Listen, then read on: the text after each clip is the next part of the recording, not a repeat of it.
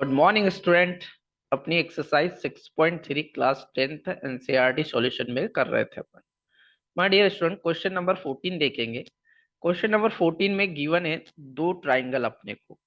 एक है आपका ए बी सी, है ना।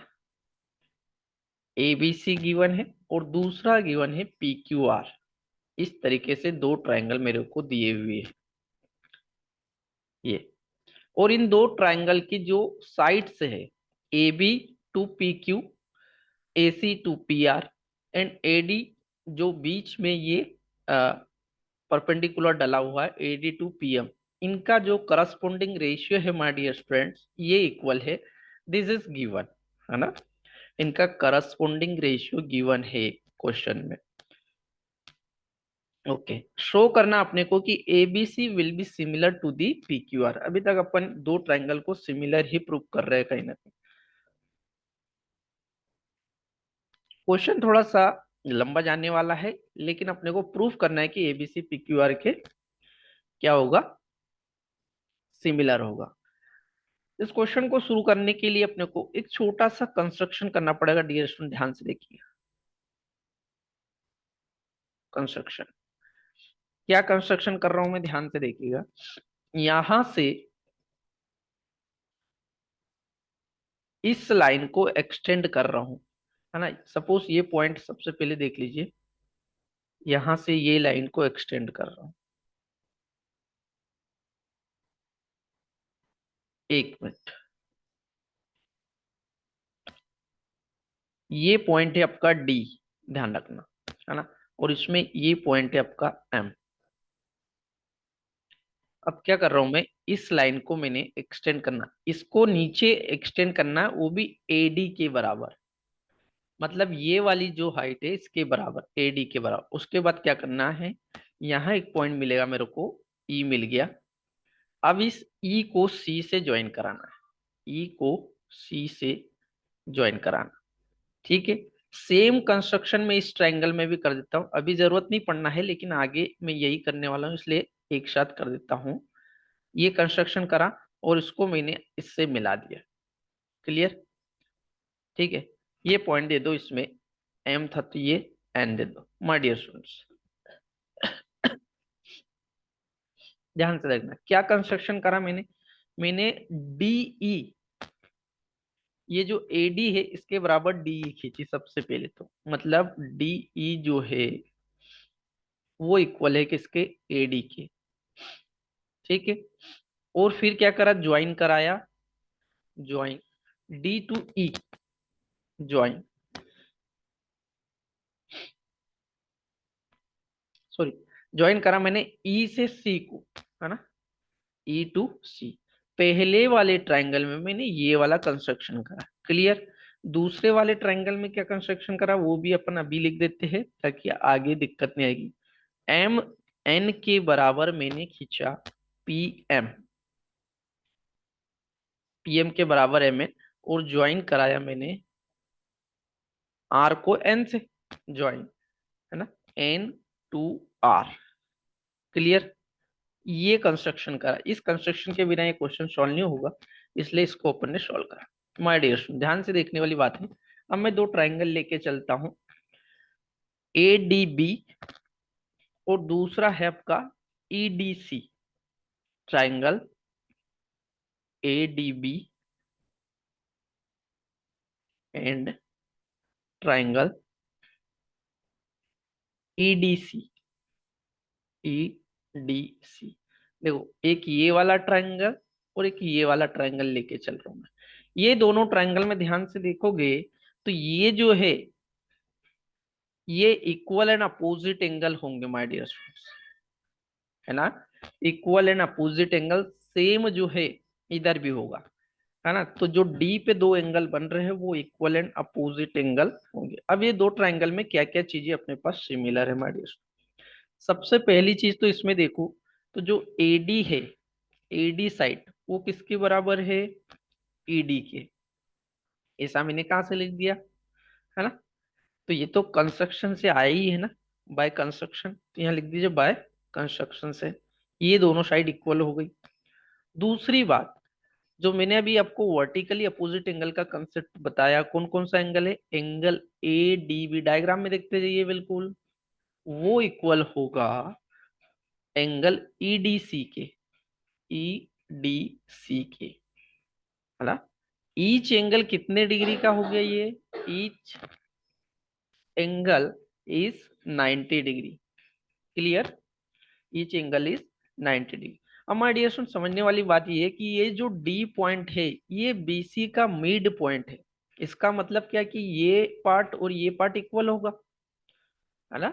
डी अगर मिड पॉइंट है तो बी, ये वाला पार्ट और ये वाला पार्ट बराबर होगा, तो यहाँ से ये दोनों ट्रायंगल में आता है, इसलिए यहाँ से अपन लिख सकते हैं कि जो बी डी है वो किसके इक्वल होगा, डीसी के। रीजन इसका भी आप लिख सकते हो कि D is a mid point, D is mid point, D is mid point of BC, BC का मिड पॉइंट है, इसलिए ये दो भाग में बराबर बांटेगी। इतना क्लियर।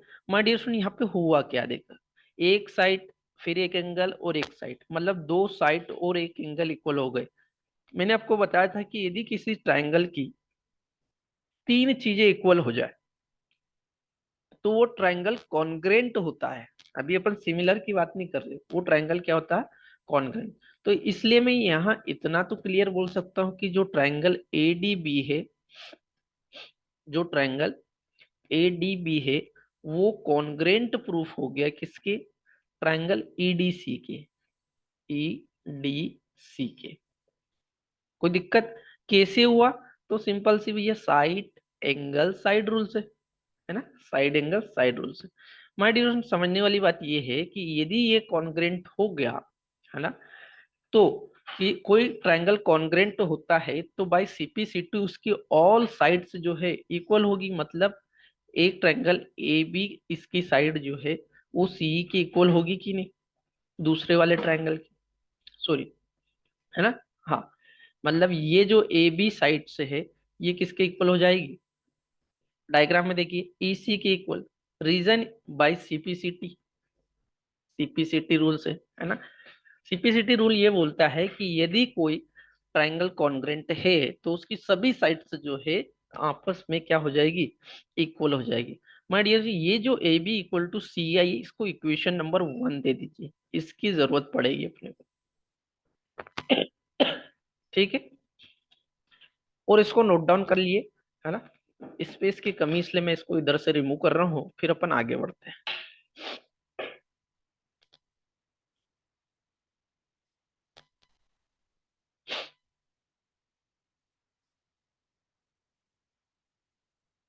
चलिए, जो गिवन है उसको भी नोट डाउन कर लीजिए, है। मैं डायरेक्ट यूज करूंगा उसका, आपके पास रहेगा वो चीज।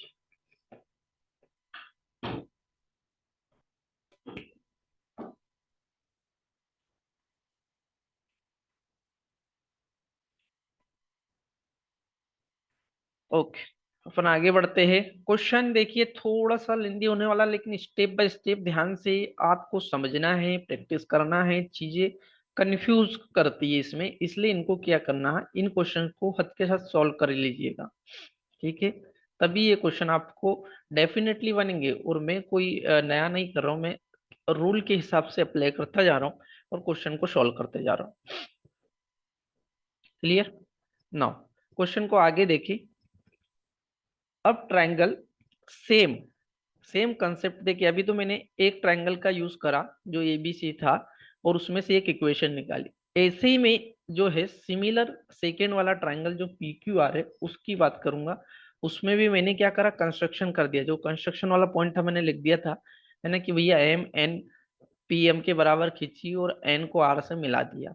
उसके बाद दो ट्रायंगल इसमें भी मैं लेता हूँ, कौन कौन से देखिए, triangle P M Q, P M Q, same आमने सामने के ट्रायंगल लूंगा, है ना। एंड दूसरा जो ट्रायंगल लूंगा वो ट्रायंगल एन एम आर, ध्यान से देखिएगा स्टूडेंट, एन एम आर, है ना। मतलब ये वाला ट्रायंगल और ये वाला ट्रायंगल फिर से ले, इसमें भी सेम कंसेप्ट है, ये इक्वल एंड अपोजिट एंगल है, ध्यान रहे, है ना। ये मिड पॉइंट है तो ये इक्वल होगी दोनों, ये तो क्लियर होना चाहिए। तो सेम कंसेप्ट अपन यहाँ पे लिख देते हैं कि भैया जो क्यू एम है, है ना, वो किसके बराबर होगी, एम आर के। वो किसके बराबर, एम आर के। रीजन क्या लिखोगी कि M is the mid point, M is mid point, M is mid point. Clear. Q M किसके हो गई, एम आर के। दूसरी चीज इक्वल एंड अपोजिट एंगल कौन सा है, P M Q, angle P M Q. Diagram देखते जाइए बिल्कुल।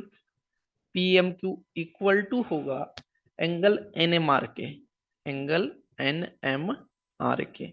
रीजन क्या लिखोगे, equal vertically opposite angle. Reason लिख दोगे वर्टिकली अपोजिट एंगल, ये लिख दिया मैंने। क्लियर। एंड थर्ड जो कंस्ट्रक्शन से ऑलरेडी है माय डियर स्टूडेंट्स की पीएम किसके बराबर है, एम एन के, है ना। पीएम है एम एन के बराबर। रीजन यहाँ क्या लिखोगे कि बाय कंस्ट्रक्शन। तो ये तीनों चीजें जो है कहीं ना कहीं से आई है इन दो ट्रायंगल में। अगर तीन चीजें इक्वल हो गई तो ये कॉन्ग्रेंट होगा कि नहीं। अगेन सेम भैया, triangle P M Q, triangle P M Q is proof to congruent from to the triangle NMR, NMR। ठीक है, NMR। रीजन कैसे हुआ प्रूफ, तो ये साइड एंगल साइड रूल से, है ना। साइड एंगल साइड से ये क्या हो गया, प्रूफ हो गया, है ना। अब माय डियर स्टूडेंट्स, ये दोनों से जब ये दो प्रूफ हो गए तो यहाँ से भी एक चीज निकल के आ रही कि अगर ये कॉन्ग्रेंट तो इसकी सारी साइड्स आपस में इक्वल होगी, मतलब पी क्यू जो है वो किसके बराबर होगी, एन आर के। ये दे दो इक्वेशन नंबर सेकेंड। एक फर्स्ट इक्वेशन निकाली थी, एक सेकंड। ये दोनों इक्वेशन दोनों ट्रायंगल का यूज करके निकाले। अब आगे बढ़ते हैं, है ना। अब आगे जो है वो अपन करते गिवन डाटा जो है उसका यूज करके, है ना। गिवन क्या था मेरे को, गिवन था मेरे को कि जो ए बी है ना, करस्पॉन्डिंग साइड्स का ratio A B upon P Q equal to था A C upon P R, है ना। आपने लिखा होगा शुरू में A C upon P R equal to A D upon P M. ये गिवन था, उसका यूज कर रहे हैं मैं, है ना। चलिए my dear student, A B को देखिए क्या है यहाँ से इक्वेशन एक से, ए बी तो सी के इक्वल है ना। तो यहां से ए बी को मैं क्या लिख सकता हूँ, सी ई लिख सकता हूँ फ्रॉम इक्वेशन वन से। चाहो तो यहाँ लिख दीजिए फ्रॉम इक्वेशन वन से, है ना। नीचे पी क्यू है उसको एज इट इज रहने दीजिए। आगे देखिए ए सी अपॉन में पी आर, इसको ऐसे ही रहने दीजिए। अब एडी और पीएम है ना। एडी और पीएम, एडी और पीएम को ध्यान से देखिए। यदि मैं इसमें टू का इंटू कर दूं ऊपर भी और यहाँ टू का इंटू कर दूं, तो एडी कौन है, एडी मतलब ये। अब दो का इंटू करा मतलब ये पूरे की बात हो जाएगी, इसका डबल। दो का इंटू मतलब एडी से ई तक डबल। तो एडी मैंने टू का इंटू कर दिया तो इसको मैं ए ई के बराबर लिख सकता हूँ, है ना। इसको मैं क्या लिख सकता हूँ, ए ई। सेम कंसेप्ट नीचे भी लग जाएगा, पीएम का डबल मतलब पीएन के बराबर लिख सकता हूँ मैं, पी एन, है ना। बहुत आसान, ध्यान से दिखते जाइए। मैं यहीं से कहीं ना कहीं कुछ रिजल्ट निकालना चाह रहा हूँ। ए अपॉन पी एन आ गया। माय डियर स्टूडेंट, यहाँ क्या हुआ, सिंपल सी बात है। यहाँ क्या हुआ देखिए, ये तीनों ट्रायंगल की साइड है सी ई, ए सी और ए। तीन साइड्स नीचे पी क्यू पी आर और पी एन, है ना। ये भी दूसरे वाले ट्रायंगल की तीन साइड्स, ये आपस में क्या हो गई, इक्वल हो गई। यदि किसी ट्रायंगल की तीन साइड से इक्वल हो जाए तो वो ट्रायंगल सिमिलर होता है, ये रूल है ना। ट्रिपल एस रूल से वो ट्रायंगल क्या हो गया, सिमिलर प्रूफ हो गया। तो माय डियर स्टूडेंट, यहां से एक रिजल्ट निकला, है ना। यहां से क्या रिजल्ट निकला, ये इधर लिख दे रहा हूं मैं कि जो इसलिए ऐसा करके लिख लिए, इसलिए ट्रायंगल एईसी, है ना, similar to triangle PNR, PNR. इसको नोट डाउन कर लीजिए जरा।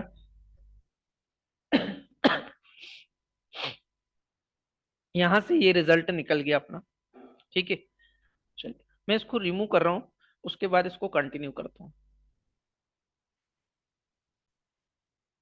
देखिए रिजल्ट क्या निकाल के लाए अपन कि ट्रायंगल एईसी, अभी मैंने जो लिखा था नीचे उसको क्लियर लिख दिया मैंने, AEC similar to the PNR. My dear student, यदि ये दो ट्रायंगल सिमिलर हो गए तो इनके एंगल की बात करूं मैं एईसी के, है ना,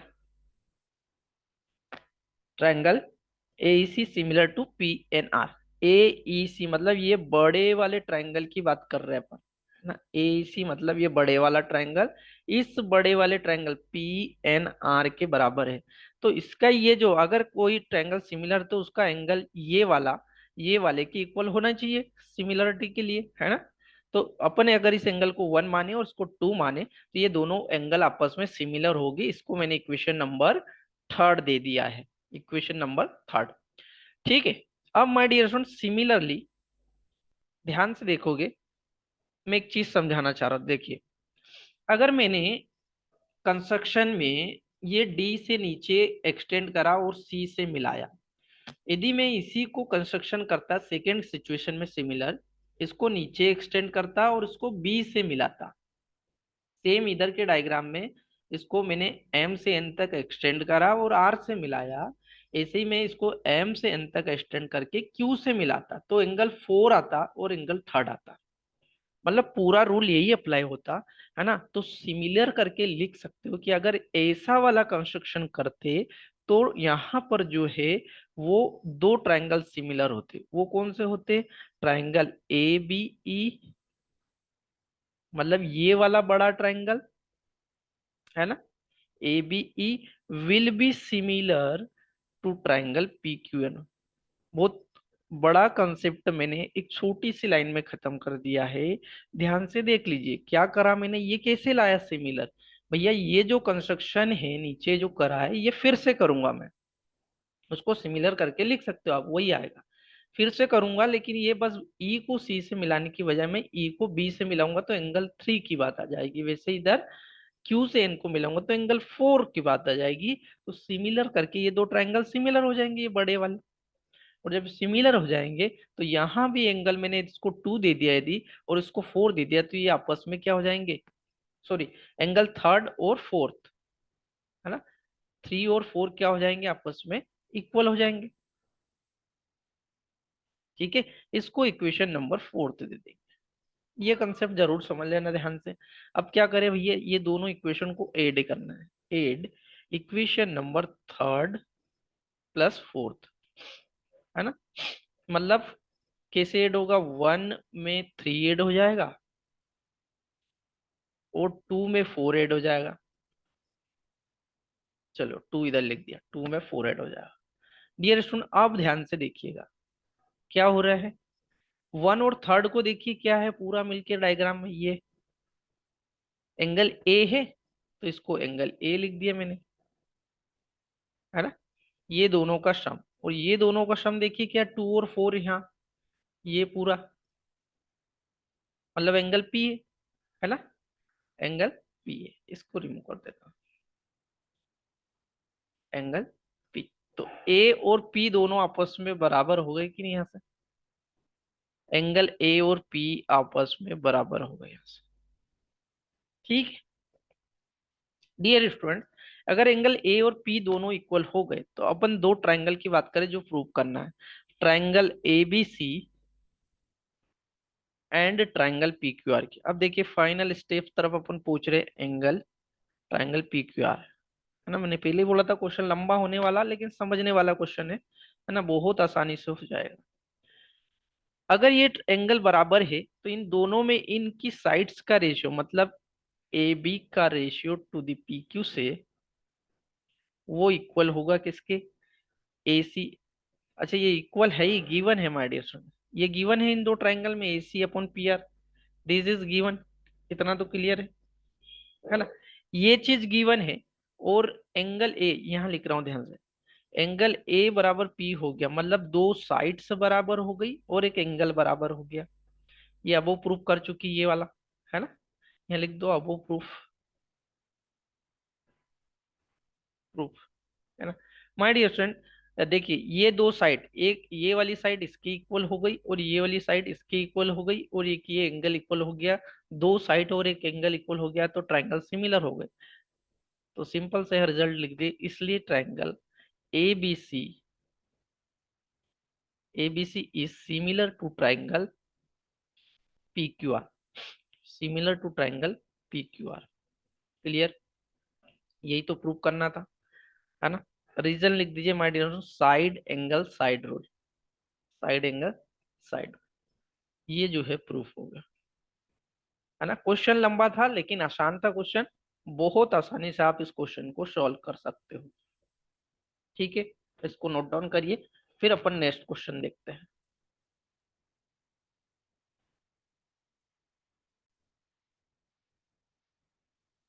okay, now question number 15। Dear student, question number 15 language में पूरा आप बुक से देख लेना, है ना। जो मेनली उस क्वेश्चन में गिवन है कि भैया दो राइट एंगल ट्राइंगल है जो मैंने बना दिए है, और उसमें उनकी कुछ साइड्स भी दी, जैसे पहले ट्राइंगल में ए बी साइड से दी है 6 मीटर, बी सी साइड दी है 4 मीटर, है ना, ये वाली। और दूसरे ट्रायंगल पी क्यू आर में जो पी क्यू साइड से है वो दी नहीं है, निकालनी है अपने को, और ये दी है 28 मीटर।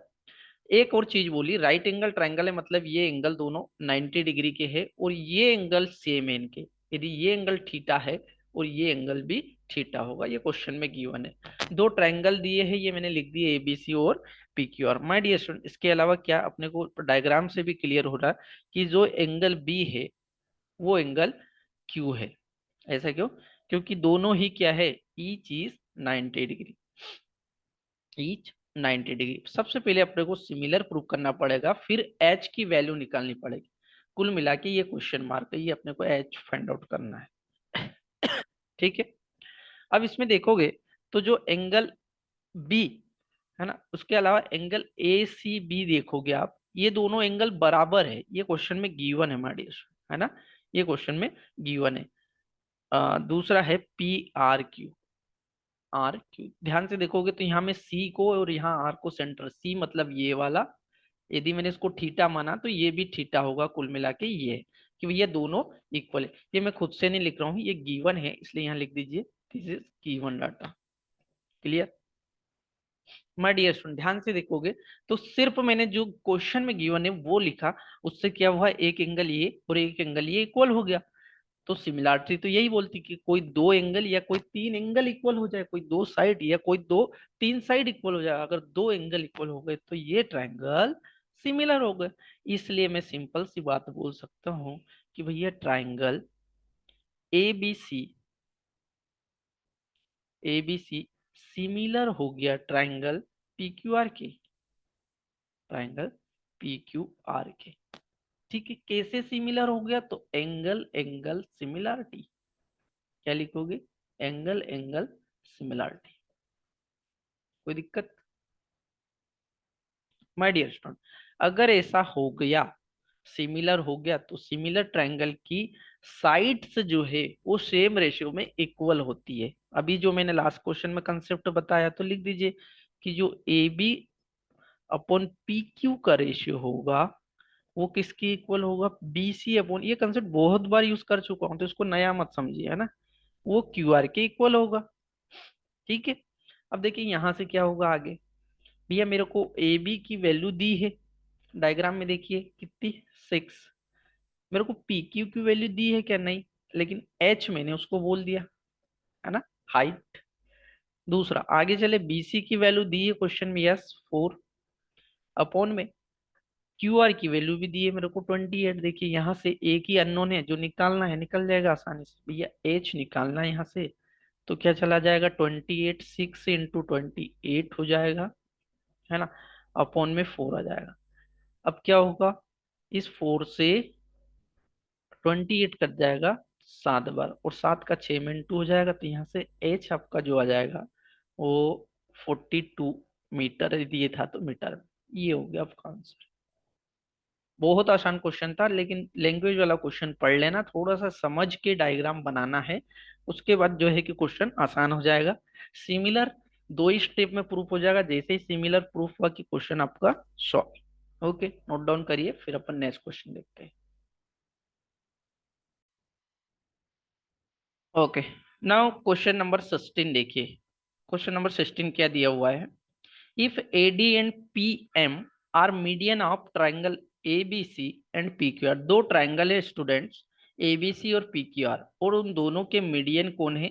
एक में AD है और दूसरे में PM, where triangle ABC and PQR are similar. My dear students, पहले ही बोल दिया कि ये दोनों ट्राइंगल क्या है? सिमिलर है ना, दोनों ट्राइंगल सिमिलर। और अपने को प्रूफ करना है कि जो इनकी साइड्स का रेशियो है वो क्या होगा? वो इक्वल होगा, करस्पॉन्डिंग साइड का रेशियो इक्वल होगा। देखिए इस क्वेश्चन से कैसे डील करेंगे, सिंपल सॉल्यूशन लेके चलते आगे अपन। ठीक है भैया, पहले गिवन क्या है कि दो ट्राइंगल सिमिलर है, कौन कौन से? ABC will be similar triangle PQR। अगर ये ट्राइंगल सिमिलर है तो इसका क्या क्या मतलब निकाला जा सकता है, पहले तो ये देखिए, है ना। पहली चीज तो जो AB अपॉन PQ है वो इक्वल टू BC अपॉन में QR, ये होगा सही। सिमिलर का मतलब तो यही है ना। BC अपॉन QR, ये भी अपन लास्ट कंसेप्ट ही पढ़ के आ गए। अब स्टूडेंट्स, यदि मैं इस BC में, डायग्राम में देखिएगा, इस BC में यदि 1/2 का इंटू कर दूं और नीचे भी 1/2 का इंटू, तो कोई फर्क नहीं पड़ना है, लेकिन रिजल्ट कुछ निकलना जरूर है।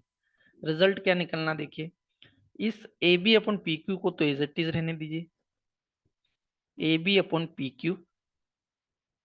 अब ये BC का हाफ, डायग्राम में देखिए, BC मतलब ये पूरा, है ना, इसका हाफ मतलब या तो BD या DC। तो BC का हाफ में इसको BD लिख सकता हूँ, कोई दिक्कत नहीं। ऐसे ही QR का हाफ, इसको मैं QM लिख सकता हूँ, है ना, QM लिख सकता हूँ। अब दो ट्राइंगल लेके, अब इन दो ट्राइंगल की बात कर रहा हूँ। एक हो गया भैया ABD और एक PQM, है ना, जो अभी मैंने निकाला उसका यूज करूंगा इसमें, PQM। देखिएगा ध्यान से, इसमें क्या होगा, ये ऑलरेडी मैं प्रूव कर चुका हूं इन दो ट्राइंगल में, AB अपॉन PQ, ये रेशियो बराबर होगा कि नहीं? BD अपॉन में QM। ये मैंने कहाँ से लिखा? अबोव प्रूफ, ये दोनों ट्राइंगल की ही साइड से है, तो यहाँ लिख दीजिए अबोव प्रूफ। ये मैंने प्रूफ करा ऊपर, इसका इस्तेमाल कर। अब इससे क्या होगा, यदि ये दोनों साइड से इसकी इक्वल है, इसका मतलब इसका एंगल जो B है वो किसके इक्वल होगा? एंगल B एंगल Q के इक्वल हो जाएगा कि नहीं, है ना। तो angle B is equal to angle Q। My dear students, ध्यान से देखोगे तो दो साइड और एक एंगल इक्वल हो गया, तो ये दोनों ट्राइंगल सिमिलर होंगे। इसका मतलब कि भैया जो ट्राइंगल ABD है, ABD है, वो सिमिलर होगा ट्राइंगल PQM के, सिमिलर होगा ट्राइंगल PQM के। ठीक है, यदि ये ट्राइंगल सिमिलर प्रूफ हो गए, है ना, तो ये ट्राइंगल यदि सिमिलर हो गए तो इनकी जो साइड से है, मतलब कौन, AB अपॉन PQ, वो इक्वल हो जाएगी इसके करस्पॉन्डिंग रेशियो AD अपॉन में PM। और ध्यान से देखोगे तो यही चीज तो प्रूफ करनी थी मेरे को, है ना, यही चीज मेरे को प्रूफ करनी थी। आसान क्वेश्चन है, बहुत आसान क्वेश्चन है। तो ये था एक्सरसाइज 6.3 का लास्ट क्वेश्चन, 16 नंबर कंप्लीट। ये अपनी एक्सरसाइज 6.3 कंप्लीट होती है। ओके।